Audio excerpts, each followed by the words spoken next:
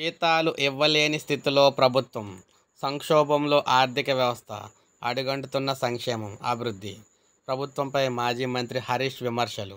కాంగ్రెస్ పాలనలో అభివృద్ధి, సంక్షేమం పూర్తిగా అడుగంటిపోతున్నాయని మాజీ మంత్రి బీఆర్ఎస్ నాయకుడు హరీష్ రావు అన్నారు.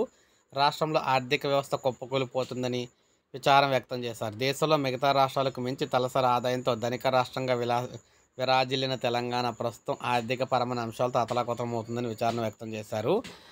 ఆచరణకు సాధ్యం కాని హామీలు, ఓట్ల కోసం ప్రజలను మోసం చేస్తున్న ఇచ్చిన గ్యారెంటీలు అమలు చేయలేక పదవి కోసం మూటలు మోయడం మినహా రేవంత్ రెడ్డి సాధించింది ఏమీ లేదని అన్నారు.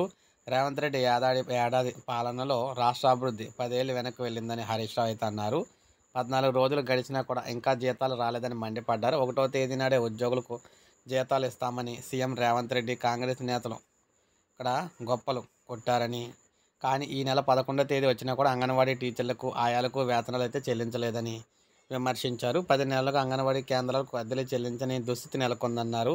ఇచ్చిన హామీని అమలు చేయమంటే అరెస్టులు, కేసులు, పోలీసులు వేధింపులు మినహా రేవంత్ రెడ్డి చేస్తున్నది ఏమీ లేదన్నారు. రిటైర్ ఉద్యోగులను కూడా ఇబ్బందులకు గురి చేస్తున్నారని ప్రభుత్వంపై ఆగ్రహం వ్యక్తం చేశారు. హైకోర్టు ఉత్తర్వులు వెంటనే తప్పక హక్కుగా రావాల్సిన రిటైర్మెంట్ బెనిఫిట్స్ ఇవ్వకుండా వారిని ఇక్కడ కుటుంబాలను క్షోభకు గురి చేస్తున్నారని చెప్పేసి అన్నారు. అంగన్వాడీ టీచర్లు, ఆయాలు, రిటైర్ టీచర్లు ఉద్యోగులు, కాంట్రాక్ట్ అవుట్సోర్సింగ్ ఉద్యోగులు ఇలా ఎంతోమందికి సకాలంలో వేతనాలు రావటం లేదని, దీంతో వారు ఇబ్బందులకు గురవుతున్నారని చెప్పేసి అన్నారు. 1వ తేదీన జీతాలు చెల్లిస్తున్నట్లు చెప్తున్న ప్రచారం ఇకనైనా నిలిపి ఇచ్చిన హామీలను అమలు చేసుకోవాలని చెప్పారనమాట.